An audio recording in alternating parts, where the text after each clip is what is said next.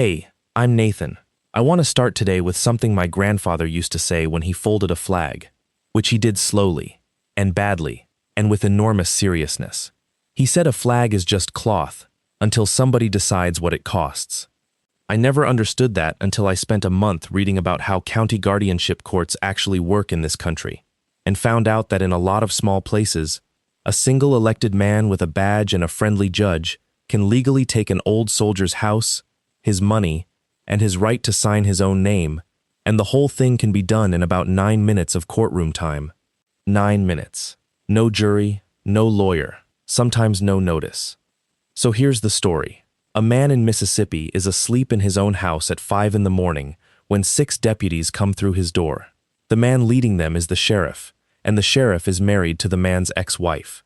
She's standing in the hallway in a coat, and she reaches up and pulls his father's burial flag off the wall while the boy watches.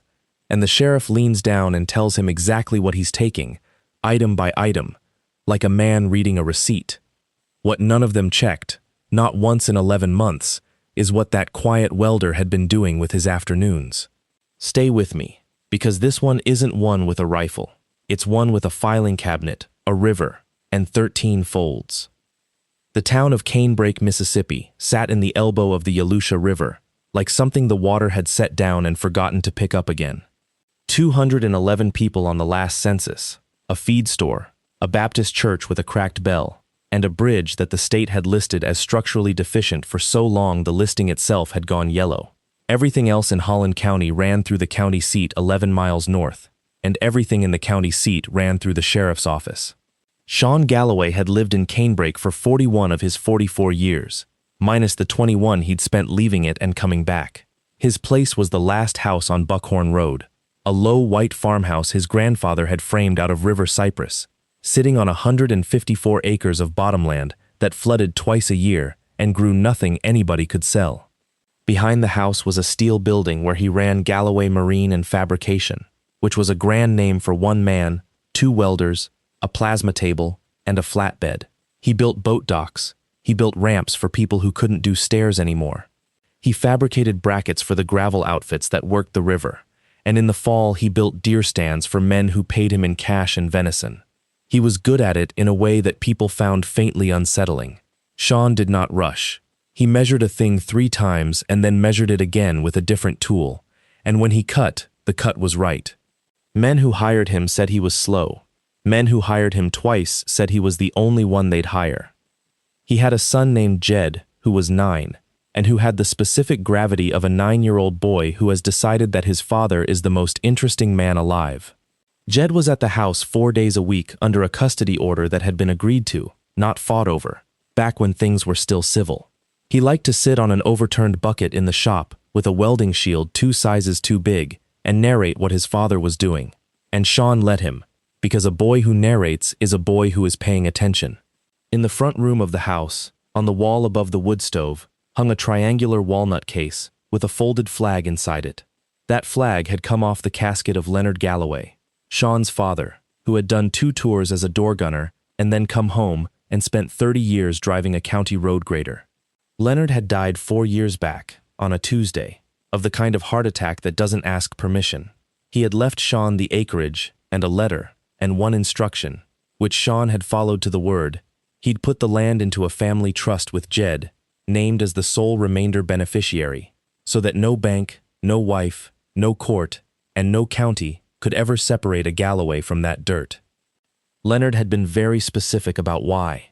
In 1994, he had watched Holland County take 120 acres off a man named Tobias Lamb through a probate proceeding Lamb had never been told about, and he had never gotten over it. What Leonard said, more than once, sitting on the tailgate with a beer sweating in his hand, was this: "A gun tells you who's holding it. A ledger tells you who's behind him." Sean had not understood that either, for a long time. The other thing about Holland County was the collies. There had been collies in the sheriff's office since 1962. The current one was Dewitt Collie, 48 years old, 6'4". With a handshake he used the way other men use a raised voice. Dewitt had been elected 3 times and had never had an opponent make it past the qualifying deadline. His brother Branch was chief deputy. Their mother, Verley, administered a residential care facility out on the old county farm road called the Elms, which everyone in the county still privately called the Poor Farm, because that is what it had been until 1978. And in the second spring after Leonard died, DeWitt Cawley married Sean Galloway's ex-wife. Her name was Loretta. She had been Loretta Haney when Sean married her at 23, a girl from the county seat with a laugh you could find in a crowd. What broke them was not one thing, which is how it usually goes. It was 21 years of a man being somewhere else, and then a man being home and being quiet about where he'd been, and a woman deciding that quiet was the same as empty. She'd told him once, near the end, that being married to him was like living in a house where one room was always locked. She wasn't wrong. He just hadn't been able to explain that the room wasn't locked to hurt her. The divorce was signed in March. By August, she was on the sheriff's arm at the county fair, wearing sunglasses that cost more than Sean's plasma torch, and by the following spring, she was Loretta Cawley. Sean did not make a scene about it. He made a schedule, 4 days a week with Jed, a handoff at the Sinclair station in Canebrake, no talking beyond the necessary. He kept his mouth shut when Jed came back using words that were not his own, words like unstable, and word like broken. He wrote them down in a notebook with dates beside them, because writing things down with dates beside them was the only religion Sean Galloway had left. That was the thing about him that nobody in Holland County ever bothered to look at. Everybody knew Sean Galloway welded docks. Nobody ever asked what he'd done for 21 years before that. Sean had enlisted at 19 because there was nothing in Canebrake and everything everywhere else. He went in as a combat engineer, which in practice meant he spent the first 8 years of his adult life building and destroying bridges. He learned to read a river the way other men read a face. He learned that water is the most patient enemy there is, that it never gets tired, never gets bored, and always finds the seam. He built float bridges across the Sava in the winter, and he blew a span in Anbar with a charge he'd calculated on the hood of a truck in 94 seconds because a colonel was screaming at him. At 31, he took an assignment that changed the shape of his life, and he took it for the least romantic reason imaginable. It was in Virginia, and Loretta wanted to live somewhere with a hospital. He was detailed to an inspector general office as an investigator. He thought it would be filing. It was not filing. The Army IG does something that no one outside the building understands, and everyone inside it fears a little. It goes into an organization that has been told it is fine, and it finds out whether that is true. Sean learned to sit in a folding chair in a supply room for 6 hours reading hand receipts. He learned that people lie fluently about intentions and clumsily about dates. He learned that the single most powerful sentence in the English language is "show me the document," and the second most powerful is "I'll wait." He got very good at it. He worked contracting irregularities at 3 installations, and then he worked something harder, a program that pushed federal money out through state and county entities to help disabled soldiers, and that in 4 counties in 2 states had been quietly diverted by people who understood that nobody audits kindness. Sean sat in those rooms too. He learned the shape of that particular crime, which is that it never looks like a crime. It looks like paperwork done by tired people. It looks like a signature that a man doesn't remember making. He put in his 21 and came home to Canebrake in the fall. His father got sick, and he thought he was done. He was not done. 2 years after he retired, an old colleague reached him at the shop and asked if he'd take contract work as a field examiner. Oh, the people who go out, unannounced, and sit at a kitchen table with a court-appointed fiduciary and ask them to account for every dollar of a veteran's money. It paid poorly. It required a background check that took 5 months. He took it because the work needed doing, and because he was constitutionally incapable of leaving a thing unmeasured. He told exactly 3 people: his father, who was dying, his lawyer, and the federal agency that hired him. He did not tell Loretta, because by then they weren't telling each other anything. He did not tell his neighbors, because the work was confidential, and because in a county like Holland, telling one person is telling everyone. So for 2 years, the men at the feed store went on believing that Sean Galloway was a welder who'd come back from the army a little strange, and Sean Galloway went on letting them believe it. Every few weeks, he'd put on a clean shirt and drive to somebody's house in Greenwood or Yazoo City and ask a court-appointed guardian to open their books. And then, 11 months before the raid, the assignment sheet came through with a county on it that he already knew how to spell: Holland. The letter that started it was 3 sentences long, and it came from a woman named Eula Crocker.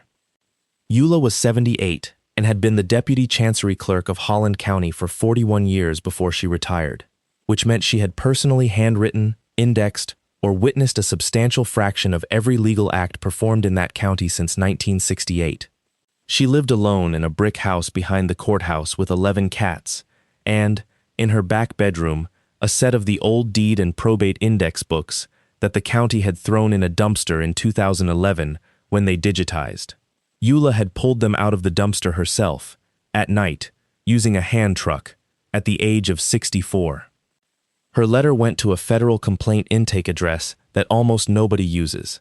It said, "In this county, old veterans are being declared incompetent, and their homes are being sold within 90 days. The orders are signed by Chancery Judge Homer Vickery. I kept the index. Please send somebody who can read." That was how the file landed on Sean's desk, and that was how, in a county where he had learned to drive, Sean Galloway began to quietly audit the collies. He started the only way he knew how. He made a list, and he put dates beside it. The mechanism, once he saw it, was almost elegant. A deputy would respond to a welfare call on an elderly person living alone, usually a veteran, because veterans had a monthly federal check that arrived like clockwork. A report would be filed, noting confusion, self-neglect, a hot stove left on. Verley Colley's facility, the Elms, would offer an emergency respite bed.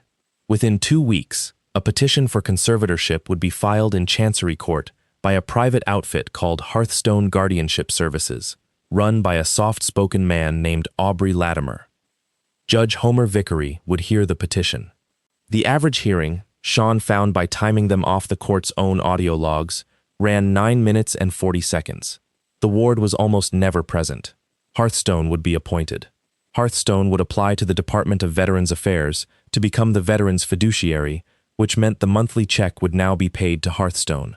And Hearthstone, as conservator, would petition the same court for authority to sell the ward's real property to pay for care at the Elms. Sean built a table. He built it on butcher paper on the shop wall, because a screen was too small to see the whole shape at once. 23 names, going back 9 years. Beside each name he put 5 dates: welfare call, admission to the Elms, conservatorship order, VA fiduciary appointment, deed recorded. Then he ruled a 6th column and wrote in it the number of days between the first date and the last. The average was 104 days. Then he ruled a 7th column, and this is the one he sat and looked at for a long time with the shop lights off. Date of death. 14 of the 23 were dead. The median time from deed recording to death was 7 months. The land was the part that took him longest to understand, because on paper, the buyers were a scatter of LLCs with names like Fair Prospect Holdings and Bell Bottom Land Company. But Eula's dumpster books had something the digital records didn't: the old plat pages, with the handwritten marginal notes of a clerk who had known every parcel in the county by sight.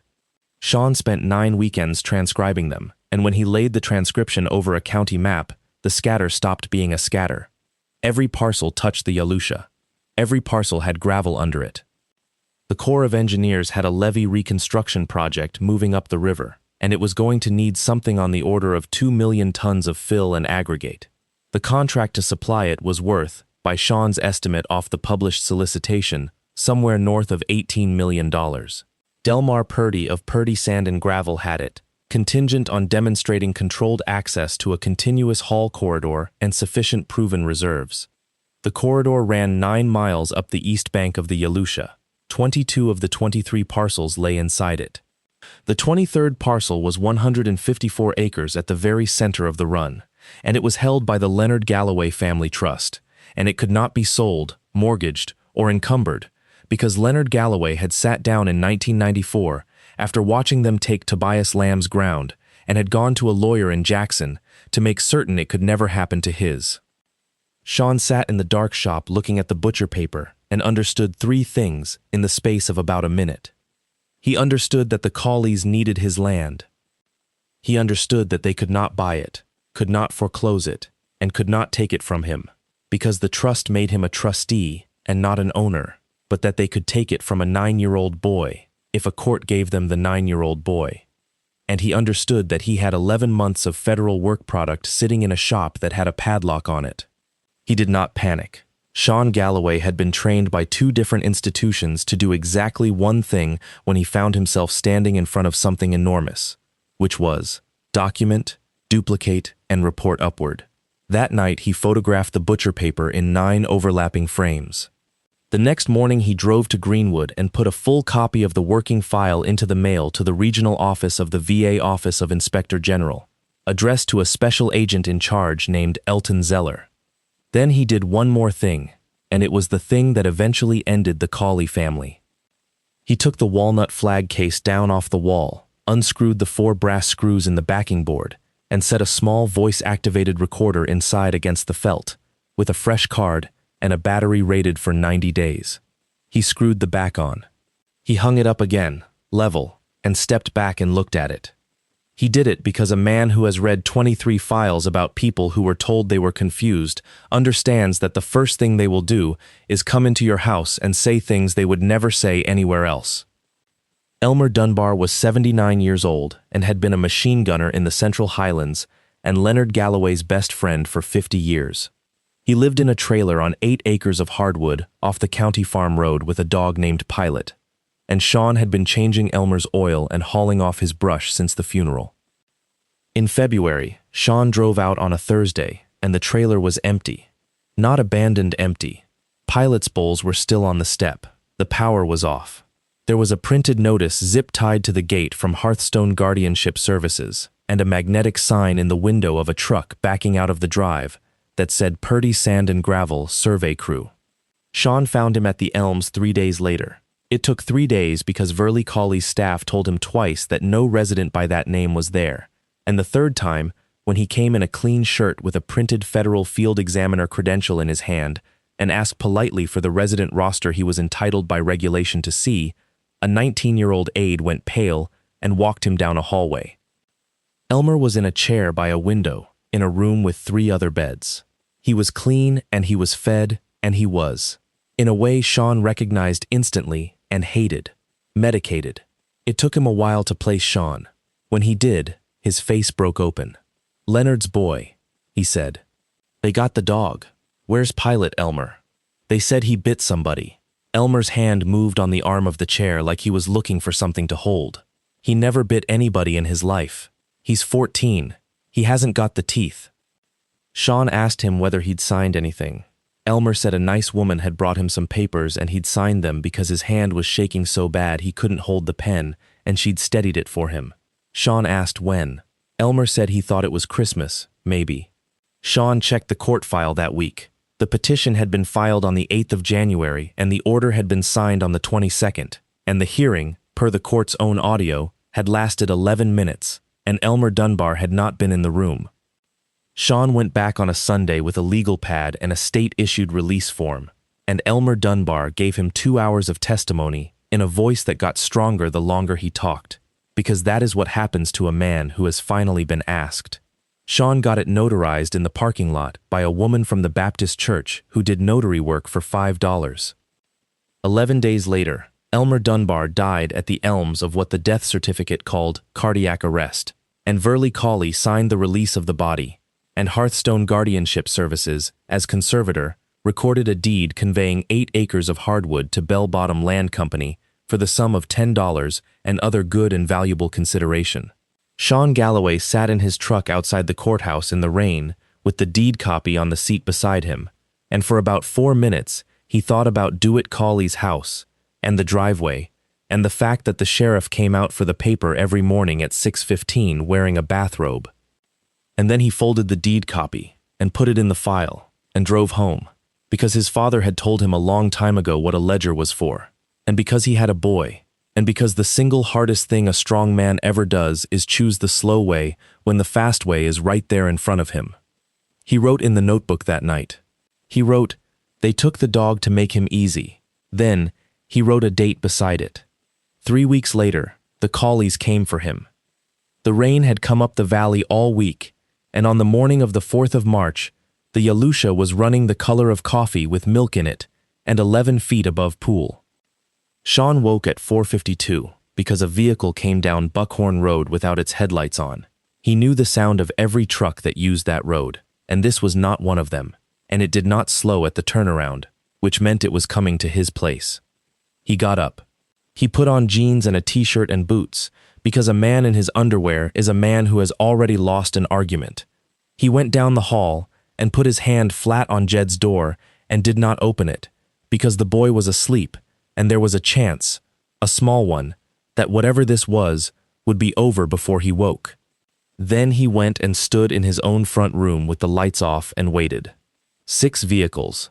He counted them by the way the gravel changed. Doors, boots, a man saying something low and another man laughing at it, which told Sean more about what this was than anything else could have. Men who are afraid do not laugh in a driveway. They did not knock. A ram took the door off the strike plate on the second hit, and the frame split along the grain. And then there was light in his house. A lot of it. Moving. Sheriff's office. On the ground. Sean was already on his knees with his hands laced behind his head and his fingers interlocked, which is a posture that reads as compliance from any angle and which he had adopted before the door was fully open. He said, clearly and without heat, "I'm unarmed. I'm alone with a 9-year-old child in the back bedroom, and I am not resisting." A boot took him between the shoulder blades and put his face into the carpet. He let it. This is the part that people who have never done it do not understand. Sean Galloway at 44 was still a man who could have made the first 2 seconds of that very expensive for somebody. He had 11 months of federal work product in a shop 90 feet away and a boy asleep down the hall, and he understood with perfect clarity that the only thing in the world that could destroy all of it was Sean Galloway doing something interesting in the next 4 seconds.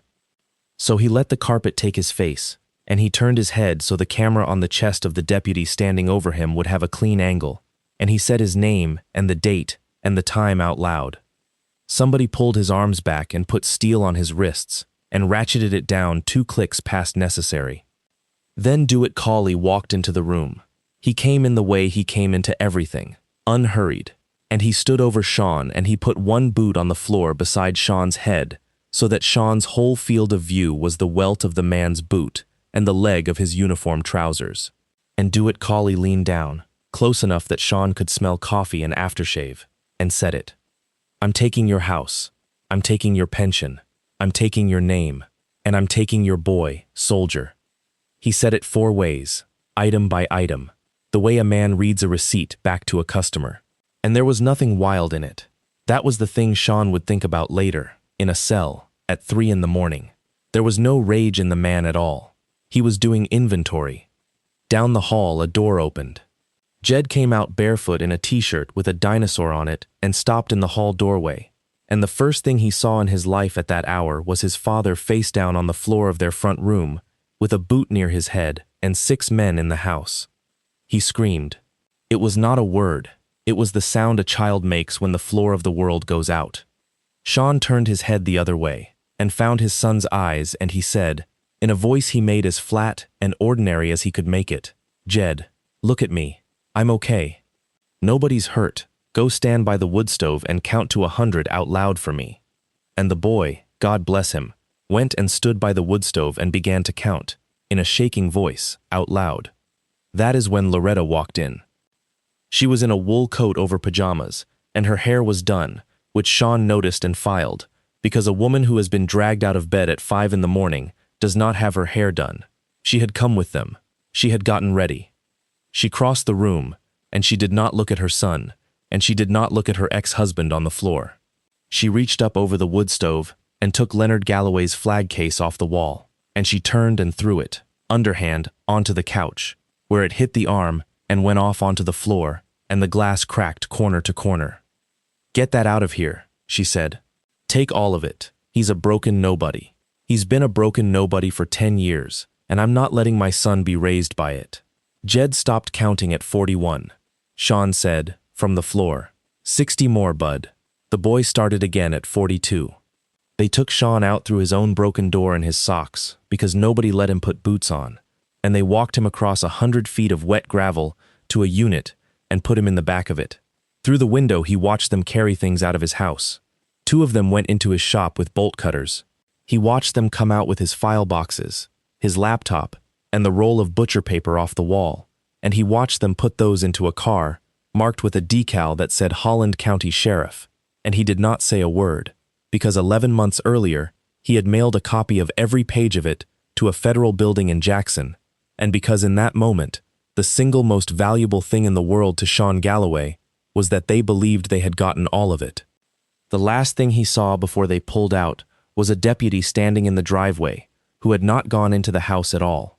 She was a woman in her 30s, with her hat off, and she was standing very still with her hand up near her collar, where the body camera sat, and she was looking at the broken door with an expression Sean recognized from 100 rooms in a dozen countries. Her name was Lou Ann Jessup, and she had been a deputy for 6 years, and she had joined because her uncle had been one. The charges were read to him at 9:40 that morning in a concrete room at the Holland County Justice Center. Felony possession of stolen property. A Kubota tractor reported stolen out of Carroll County in November, discovered that morning, per the affidavit, in plain view in the outbuilding of the residence. Sean had never owned a Kubota. Somebody had put one in his shop, and had done it, based on the tire impressions he'd seen in his own gravel 4 days earlier, and dismissed as a turned-around delivery truck on Sunday night. Simple assault on a law enforcement officer. Resisting arrest. Sean listened to all of it with his hands folded on the steel table and said one sentence, which was, "I want my lawyer, and I'd like the intake nurse to photograph my back, my wrists, and my face before you put me in a cell." The jail nurse, a tired woman named Deneen, who had worked there 19 years, photographed all 3 and wrote in her log, "In the flat hand of a person who has decided to be honest in small ways. Contusion left scapular region. Bilateral wrist abrasion with edema. Abrasion right zygomatic." She timestamped it. That log, 8 months later, would be Government Exhibit 14. Sean spent 5 days in the Holland County Jail. He did not call Loretta. He did not ask anybody about his son, out loud, on a recorded line, ever, because he knew that a recorded line is not a phone, it is a microphone with a dial tone. He did not talk to the other men in the pod about his case. When a man he'd never seen before was moved into his cell on the second day and became extremely curious about federal paperwork, Sean talked to him for 4 hours about welding gas. What he did do was read. He asked for, and after 2 days of asking received, a copy of the search warrant. He read it 11 times. The warrant had been sworn out at 11:20 p.m. on the 3rd of March, 6 hours before the raid, on the affidavit of Chief Deputy Branch Cawley, and it authorized a search for a stolen tractor. A tractor.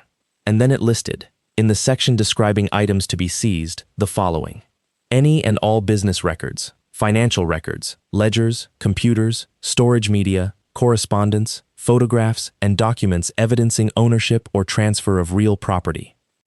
Sean read that paragraph and felt something in his chest go very quiet and very cold and very glad. Because a warrant for a stolen tractor does not need a man's correspondence. It does not need photographs of a wall.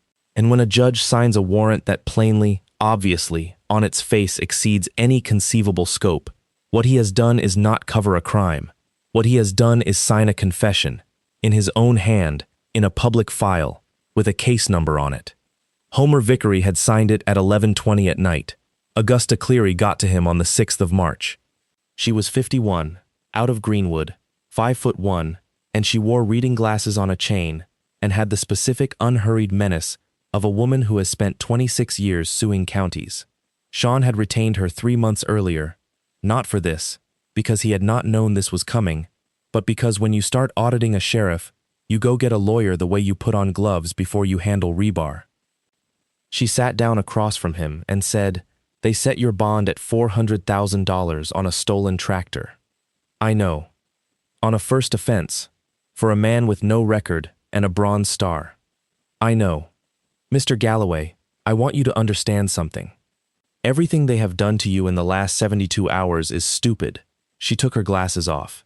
It is not, unfortunately, ineffective. Stupid and effective is the worst kind of enemy there is, because stupid means they will keep going, and effective means that by the time they stop, you may not have anything left. Then let's get them to keep going, Sean said. She looked at him for a long moment. Explain that. So he explained it. Not all of it. Not the file in Jackson. Not yet. Not in a room in that building. But he explained the shape of the thing, that a machine which takes property through a court has to keep filing to keep taking, and that every filing is a signature, and that the fastest way to end a machine like that is not to stop it, but to let it run until the record of what it did is too long to explain away. You want to let them take your house, Augusta said. I want them to file the paperwork to take my house. And your son. Sean's jaw moved once. No, he said. That part we fight tomorrow morning, and we fight it as hard as I have ever fought anything. But I want it on the record that they tried. There's a difference between a man who lost his boy and a man who has a certified copy of them trying. They fought it, and they lost the first round, because in Holland County Chancery you always lost the first round. While Sean was in the jail, the machine did exactly what he had told Augusta it would do, and it did it fast, because that was the only speed it knew. On the 4th of March, at 2:15 p.m., Loretta Cawley filed an emergency ex parte petition for modification of custody, supported by her own sworn affidavit. Sean read it later.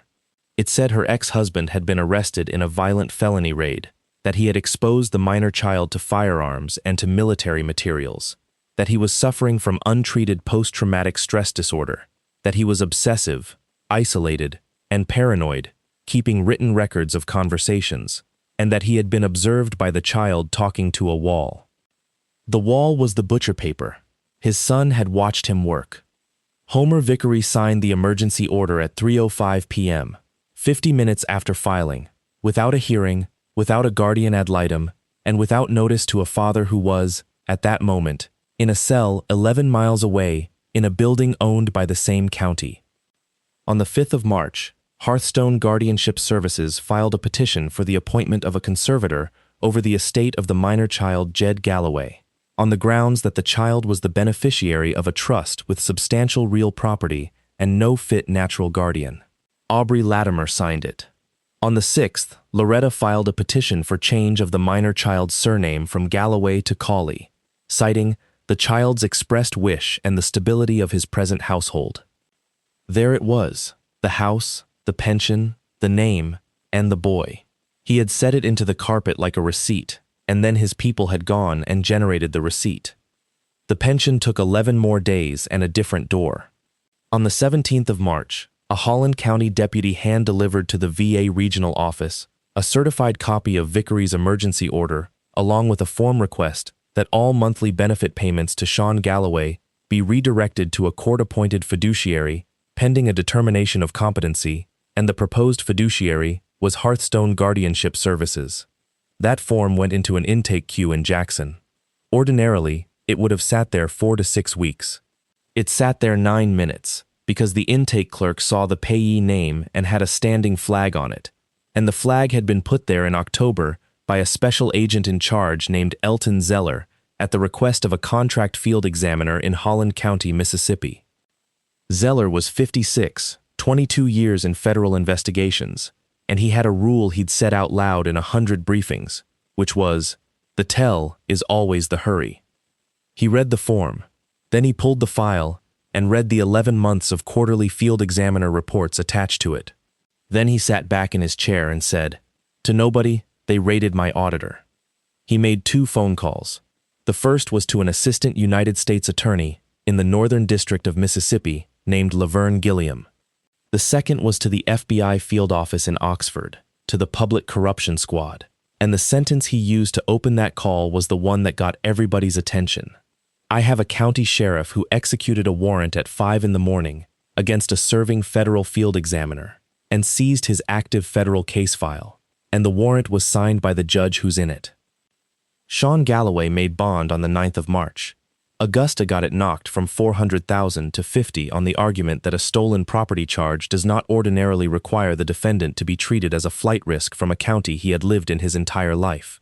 Eula Crocker put up the deed to her brick house behind the courthouse to secure it and would not discuss it, and when Sean tried to thank her, she told him to go home and eat something. He came up Buckhorn Road in a borrowed truck at 4 in the afternoon.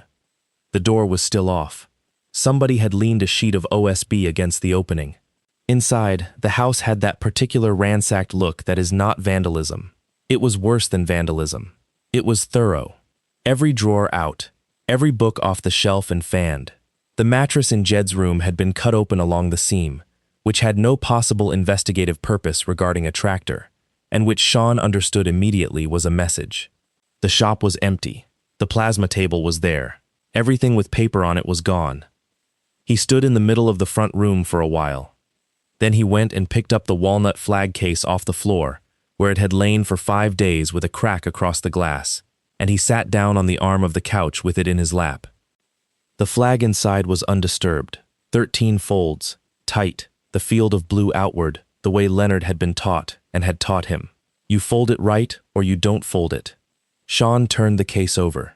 He got a dime out of his pocket and backed out the 4 brass screws. He lifted the backing board. The recorder was still there, seated against the felt, its little red status light dark, because it had stopped recording when the card filled. He carried it out to the truck and sat in the driver's seat with the door open and his boots in the gravel, and he plugged in a pair of earbuds, and he found the file stamped 4MAR 0514, and he pressed play. He heard his own door come off the frame. He heard a man laugh. He heard himself say his name and the date. He heard a boot on carpet.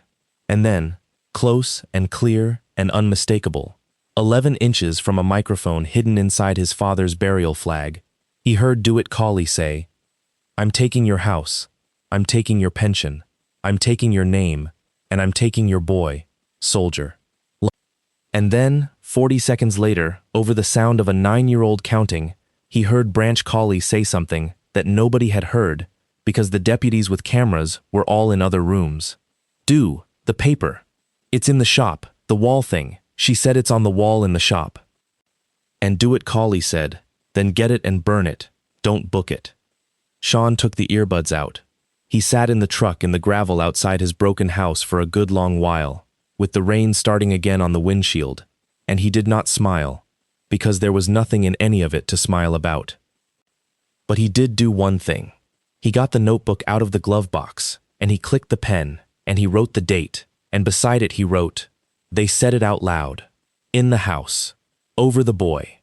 And under that, in the small square letters of a man who had spent 8 years of his life writing findings, "Now I know what it costs." Elton Zeller drove up from Jackson on the 11th of March in a gray sedan and met Sean in the parking lot of a catfish place outside Greenwood, because you do not meet a federal agent in Holland County. He was a heavy man with a bad knee and a habit of eating while he thought. He listened for 40 minutes without interrupting once, which Sean appreciated more than he could say, and then he wiped his hands and said, "Okay, here is the problem, and I want you to hear it from me and not from a lawyer 6 months from now. You are a witness and a victim. You are not an investigator anymore. The second you go poke this thing yourself, their lawyer stands up and says the whole case was built by a man with a grudge, and a jury in this state will look at your ex-wife and your custody fight and they will think about it. Do you understand me?" "Yes." "So what do you want, Sean?" Sean thought about it. "I want the paper," he said. "Not from you. I don't want you to give me anything. I want you to do your job at your speed. What I want is for the state court in Holland County to be forced, on the record, in public, by its own rules, to make Hearthstone open its books on all 23 of them. Because the minute that happens, everything you need is a public document, and nobody can say a grudge made it." Zeller sat back. "And how are you going to make a chancery judge who's in the conspiracy order his own conspirators to open their books?" "I'm not," Sean said. "They already did it." He put a page on the table. It was the petition Aubrey Latimer had filed on the 5th of March, the one asking the court to appoint Hearthstone as conservator of the estate of the minor child Jed Galloway. "They reached for my son's trust," Sean said. "The second they filed that, my son became a ward with an estate, and I became Euro, even suspended, even accused a natural parent and an interested person with standing in that file. And in this state, an interested person can demand a full accounting from a proposed conservator, and can demand disclosure of every other fiduciary appointment that entity holds, because the court has to determine whether the proposed conservator is fit. They can't refuse. Refusing is the same as withdrawing the petition on my son, and they will never withdraw it because they need the land, and the land is the whole reason they did any of this. Zeller looked at the page for a while. They handed you a subpoena, he said. They handed me 23. Augusta Cleary filed it on the 14th of March, and it ran to 9 pages, and it was the driest, politest, most murderous document Holland County had ever received. It demanded, as was its right, that the proposed conservator disclose every conservatorship, guardianship, and federal fiduciary appointment it held or had held, the accountings for each, the identity of every purchaser of ward property, and the relationship, if any, between the proposed conservator and any elected or appointed officer of Holland County. Homer Vickery sat on it for 9 days. On the 23rd of March, Augusta filed the second thing, and this was the one that ended Vickery.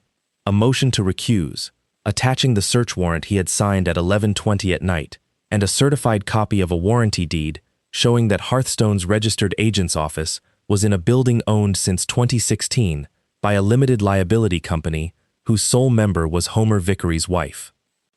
Eula Crocker had found that one. It had taken her 4 days and it had come out of a dumpster book.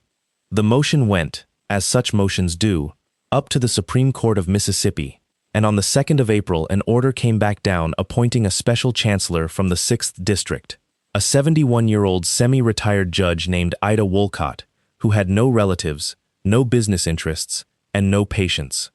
Judge Wolcott read the file for 1 weekend. On the following Monday she entered 3 orders. She vacated the ex parte custody modification for lack of notice, and restored the prior agreed schedule pending a full hearing. She appointed an independent guardian ad litem for Jed Galloway from outside the county, and she ordered Hearthstone Guardianship Services to produce, within 21 days, a complete accounting of every fiduciary appointment it held. Jed came home on the 5th of April. He did not talk for 2 days. Then, on the 3rd night, at the kitchen table, he asked his father a question with his eyes on his plate. "Did you do something?" Sean put his fork down. "No," he said, "but I want to tell you why they said I did, and I'm going to use real words, and you can ask me anything, and I will not lie to you even one time. Is that a deal?" The boy nodded. So he told him, not the parts that would frighten him, but the shape of it, that there were old men in this county who didn't have anybody, and that some people had figured out how to take their houses, and that it was Sean's job to count it, and that when he counted it, they got scared, and they came to the house. Jed thought about that for a while. "Is that why Mom took Papaw's flag?" "I think your mom is in something she can't get out of," Sean said, which was the most generous true sentence he could construct. The thing about a machine is that when you jam it, it does not stop. It accelerates. Aubrey Latimer had 21 days to produce accountings for 23 conservatorships, and he did not have them, because there were no accountings. There had never been any accountings. Homer Vickery had waived the annual accounting requirement in every single file by a 1-line docket entry. On the 11th of April, Latimer drove to Greenwood and sat down in Augusta Cleary's conference room with his own attorney and asked what would happen to a man who came in first. He was 52 years old. He had a daughter in nursing school, and he had started Hearthstone in 2014, doing honest guardianship work for 4 families in Carroll County. He had gotten his first Holland County appointment in 2016 and had understood by the 3rd one exactly what he was part of, and had told himself for 8 years the thing that everyone in his position tells themselves, which is that if he quit, someone worse would do it. He proffered for 6 hours. He gave them the fee-splitting arrangement, euro 30% of every liquidation to a consulting entity controlled by Branch Cawley. He gave them Verley's admissions calendar at the Elms, on which she had written, in her own hand, beside certain names, the word ripe. He gave them the meeting at the Elks Lodge in October of the prior year, at which Dewitt Cawley had laid out a county map with a 9-mile corridor drawn on it in marker, and had said, in front of 4 people, "There's one hole in it, and I'm married to the woman who can close it." And he gave them the thing nobody had asked for, because he'd been carrying it 8 years. A shoebox of 41 prescription-labeled pill bottles from the Elms with residents' names on them and the wrong drugs inside. Delmar Purdy of Purdy Sand and Gravel lasted 4 more days. Purdy was not a criminal. Purdy was a man with 200 employees and a federal levy contract, and on the 15th of April he received a letter from a suspension and debarment official at the Corps of Engineers noting that his reserve certification relied on parcels under active federal investigation, and asking him to show cause why he should not be suspended from all federal contracting. 200 employees. Purdy's lawyer had him in Oxford by Thursday. He brought recordings, because he had been recording Do-It Collie for 2 years, because he had been raised by a man who told him never to do business on a handshake with an elected official. And Luann Jessup came in on her own, without a subpoena, on the 17th of April, and brought a personal copy of the full, uncut body camera file from the 4th of March, which the sheriff's office had officially certified as unavailable due to equipment error. She testified later that she had made the copy in the parking lot that morning, sitting in her unit, before she went inside, and that she had done it because she had seen a 9-year-old counting out loud by a wood stove and had understood, in that moment, that whatever this was, it was not police work. The rain started on the 28th of April and did not stop for 5 days. By the 2nd of May, the Yalusha was forecast to crest at 29 feet, 4 feet over the bottom road, and Holland County went under the way it went under every few years. The Corps opened the gates upstream. The state closed Highway 7 at the bridge, and the whole 9-mile corridor on the east bank, every parcel with a name in Sean Galloway's table, became, for about 72 hours, an island reachable by exactly one route, the low-water crossing at Dog Branch on the County Farm Road. Sean knew that crossing better than any man alive. He had rebuilt the wing walls on it in 2019 for the county, for the cost of materials, because it was the road the school bus took. He knew that its 3 culverts passed 1,100 cubic feet a second, that its debris rack caught everything the bottom shed, and that when the Yalusha hit 26 feet, water came over that slab and the slab went invisible, and a man in a truck could not tell where the road ended and the ditch began. He knew, too, where the old Poor Farm Records barn stood, because he had photographed it in November, 110 feet of tin-roofed pole barn behind the elms, full of 40 years of county and hearthstone paper, sitting at an elevation of exactly 27 feet. On the night of the 2nd of May, Sean Galloway was not there by accident. He was there because on the 29th of April, Elton Zeller had gotten a court authorization for surveillance of that barn, and because Sean had told him one sentence that had made him move fast.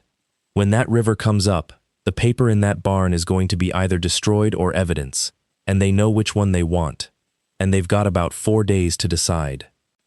There were 3 federal agents and a pole camera and a boat. The boat was Sean's, a 16-foot flat bottom with a jet drive he used for setting dock pilings, and Sean was allowed on scene for exactly one reason, which was that he was the only person within 40 miles who could put a boat on that bottom in the dark, at flood stage, and know where the fence lines were. At 9:40 p.m., 3 vehicles came down the County Farm Road, a sheriff's unit, a personal pickup, and a box truck. They worked for an hour and 10 minutes. Branch Collie and 2 off-duty deputies carried bankers' boxes out of the barn and threw them into the box truck. Verley Collie stood under the eave in a rain jacket with a clipboard, checking off which years to take and which to leave. And at 10:15, DeWitt Collie arrived and walked down the barn's center aisle and poured 2 5-gallon cans of off-road diesel over the shelving at the far end where the oldest files were, and stood there smoking while the pole camera recorded all of it in infrared from 200 yards. He never lit it. He didn't have to. The river got there first. At 10:51, upstream, a raft of drift timber the size of a house came down on the Dog Branch crossing and plugged the debris rack solid, and the water behind it stood up 4 feet in about 90 seconds and came over the slab and kept coming, and the County Farm Road stopped being a road. The box truck bogged first, 40 yards out, and slewed sideways into the ditch and started to roll water over its hood. The pickup made it another 80 yards and drowned out. The sheriff's unit turned around and got 200 yards back toward the barn before it stalled in 18 inches of moving water. And then it began to move, sideways, the way a car does when it stops being a car and becomes a boat with bad ballast. There were 6 people out there in the dark, and one of them was 73 years old. Sean heard the radio traffic. He heard a federal agent say that county rescue was on the far side of a closed bridge and 11 miles out, and that Greenwood Swiftwater was 90 minutes. He was standing at the transom with his hand on the tiller. He knew what he was looking at. He had been looking at some version of it his whole adult life. He said, "I need one man in the bow with a light and a knife, and I need everybody to understand I'm not going to be able to explain any of this later, so film it." Then he put the boat on the water. It took him 50 minutes and 4 trips. He got the 2 off-duty deputies off the box truck first, because they were in the deepest water. He got Verley Colley off the hood of the pickup, and she fought him, and he took hold of her rain jacket and put her in the bottom of the boat and said, "Ma'am, sit down," in a voice she did not argue with. He got Branch Colley, who was hypothermic and crying, and who said, over and over, on a federal recording, "It was his idea. It was Du's idea. I just moved boxes." And on the 4th trip he came alongside a sheriff's unit that was hung on a fence post with 3 feet of brown water going over the hood, and Dewitt Colley was standing on the roof of it in the rain with a flashlight, 6'4", in his uniform. Sean brought the boat around into the current and held it there on the throttle, 18 inches off the fender. Neither of them said anything for a second. Then Sean put his hand out. He said, "Sheriff, take my hand." And in front of a federal surveillance camera, on video that would be played in a courtroom in Oxford 11 months later, and would be the reason 2 jurors cried, Dewitt Colley reached down and took Sean Galloway's hand, and Sean Galloway pulled him into the boat and sat him down in the bottom of it beside his mother. The whole way in, Branch Colley kept talking, because a man who has decided to talk cannot stop, and Dewitt kept telling him to shut his mouth, and neither of them ever thought about the dash cam still running in the drowning unit behind them, or the fact that Branch's body camera, which he had not turned off because he had never once in his career had to think about it, had been recording since 9:38 p.m. The federal indictment came down on the 19th of June, and it ran to 91 counts. Conspiracy against rights under color of law, honest services wire fraud, federal program bribery, obstruction, falsification of records, and, for Dewitt and Branch Colley and Verley Colley, 23 counts of conspiracy to commit financial exploitation of a vulnerable adult, charged federally because the money had come through a federal benefits program. Dewitt Colley took it to trial, because men like Dewitt Colley always take it to trial. It lasted 5 weeks. The government put on Latimer and Purdy and Jessup and the nurse Deneen with her 19-year-old handwriting. It put on Eula Crocker, 78 years old, who spent a day and a half on the stand walking a jury through a hand-drawn parcel index, and who, when the defense suggested she was a bitter former employee, said, "Son, I indexed your grandmother's divorce." It put on the audio from inside a folded flag. And on the last day of the government's case, it put on a 9-minute video of a man in a boat at flood stage, pulling 6 people out of the water, 4 of whom were, at that moment, the people who had taken his house. The jury was out for 6 hours. Dewitt Colley got 292 months. Branch Colley, who had cooperated late and badly, got 135. Verley Colley, 73, got 97 months. And the judge said, before pronouncing it, that in 40 years, he had never seen a defendant profit from the confusion of the elderly with such deliberate bookkeeping. Homer Vickery resigned from the bench in July, was disbarred in November, and pleaded guilty in February. He got 60 months and lost his pension, which the newspaper in Greenwood noted, without comment, in the last paragraph. Aubrey Latimer got 37 months and a restitution order that will outlive him. He apologized in open court to 11 families, and he did it badly, and it was clear he meant it. Loretta Colley pleaded guilty to 1 count of making a false statement in a federal matter and 1 count of perjury in a state proceeding. For the affidavit, she got 18 months. Before sentencing, she wrote a letter to the court and a separate one to her son, and Sean read the second one first, alone, in the truck, to make sure of what was in it. Then he gave it to Jed and left the room and let the boy read it by himself, because a 9-year-old gets to have his own feelings about his own mother without an audience. The Elms was closed by the state in August. 31 residents were relocated. 11 of them had families who had been told, for years, that visits were disruptive. 12 of the 23 deeds were unwound. 6 of the properties went back to heirs. 5 went to a veterans' land trust that a Greenwood lawyer named Augusta Cleary set up for free and named, over Sean's objection, the Dunbar Fund. And on a Saturday in October, in a chancery courtroom in another county, Judge Ida Wolcott entered a final order restoring Sean Galloway's custody schedule, dismissing the conservatorship petition with prejudice, and denying the name change. She kept the courtroom 5 minutes longer than she needed to, and she read the 23 names into the record, one at a time, so that they would be in a book somewhere, and she read Elmer Dunbar's last.